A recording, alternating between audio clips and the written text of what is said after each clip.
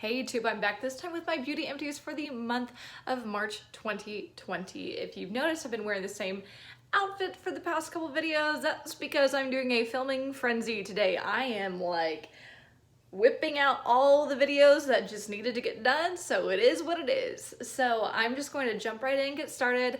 Unlike my wax and my Bath & Body Works, not a whole lot going on with beauty empties for the month of March, but I've got a lot of fun green products to share with you. So without further ado, let's get into it.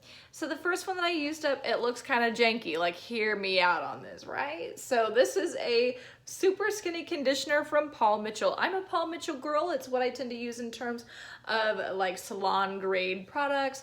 I wound up cutting this and not doing a very good job of this, by the way.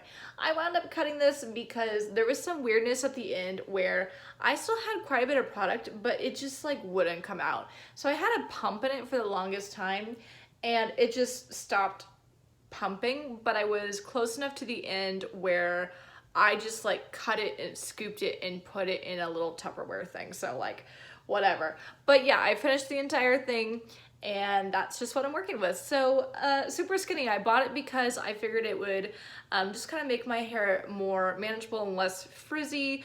It didn't do that though. So like I don't know if it is not supposed to do that, but whatever. It just didn't work for my thick hair, so I'm not mad at it, but it's not quite what I wanted it to be. So for that reason, I'm going to continue buying Paul Mitchell because I like Paul Mitchell. I have a long history with Paul Mitchell, but I'm going to start thinking about their the moisturizing products. I think that might help me out more. So that's it. Would repurchase, but ultimately not what I wanted it to do for me.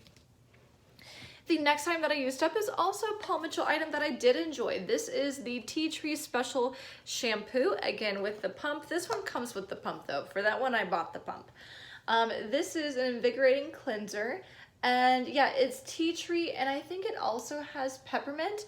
I don't know, it was very like mentholy, like kind of a twisted peppermint vibe, but with shampoo.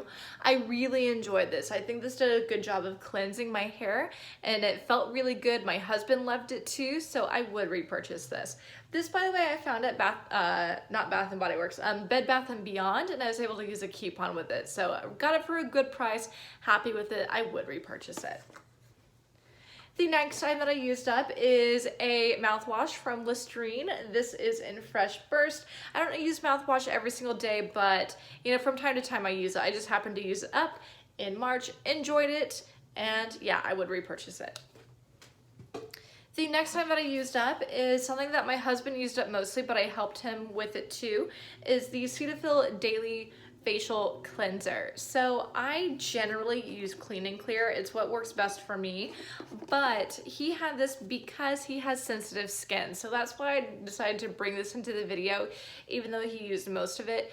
Unlike my skin, his skin is pretty sensitive. So he tends to use this and it helps him because it's, you know, it's not harsh, it's not abrasive, but it is a cleanser, so it does the job. So I would recommend this if you have sensitive skin. I used it sometimes, but like I said, for me, I'm more of a Clean and Clear girl, but he said this was good for sensitive skin. The next item that I used up is a pack of Yes To Cucumbers facial cleansing wipes. I use this sometimes to take off my makeup.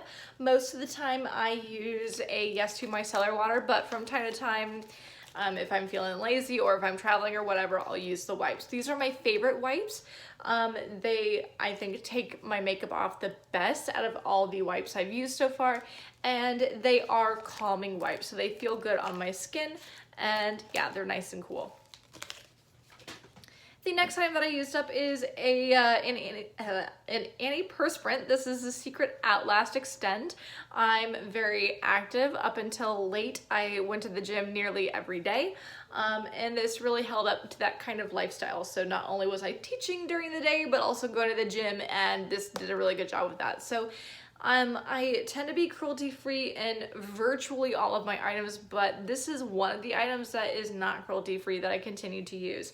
I have a long history with using natural deodorants and cruelty-free deodorants, but I feel like for some reason or another, they just don't hold up to my lifestyle. So that's why, even though it's not cruelty-free and it kind of makes me cringe, I still use Secret because for me, it's the best, and I need that to be effective every day. The next item that I used up is a mascara in CoverGirl Clump Crusher. This is my favorite mascara. I'm really glad that CoverGirl went cruelty-free, I think late last year, so that I could purchase some items because this is my favorite. I love it. I'm very happy to be on the CoverGirl boat again. So I would recommend it. Love it. The last time that I used up is something I just kind of like acquired. This is a mini travel sample size, I don't know, in Tarte. It is the Base Tape Hydrating Primer. So I acquired this because you know, I'm a high school teacher and I sponsor the Gay Straight Alliance in my building, or what they call the Genders and Sexualities Alliance. And back in November, I think maybe November? Pretty sure it was November.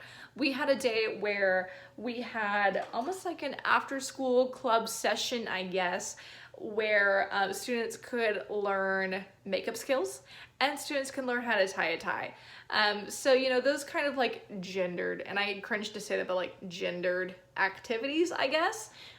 So yeah, there was a day where that happened and we had tons and tons of donations from faculty members, from friends of the sponsors, all kinds of people donated like real good stuff. Like it was not just like your starting out drugstore stuff. There was all kinds of stuff and all kinds of palettes and all kinds of Tarte and NARS and like the good stuff, right? So after all my kiddos took what they wanted, I kind of peeked through it too, and I decided to try out the Tarte Base Tape Primer. I thought it was fine. It felt good. It wasn't like bad or anything, but I don't know that I noticed a difference between using the primer and not. So while I enjoyed it while it lasted and it did feel good, I don't know that I would repurchase it or recommend it unless you feel like you absolutely need a primer. So that is it for my quick beauty empties for March 2020. Hope you guys enjoyed.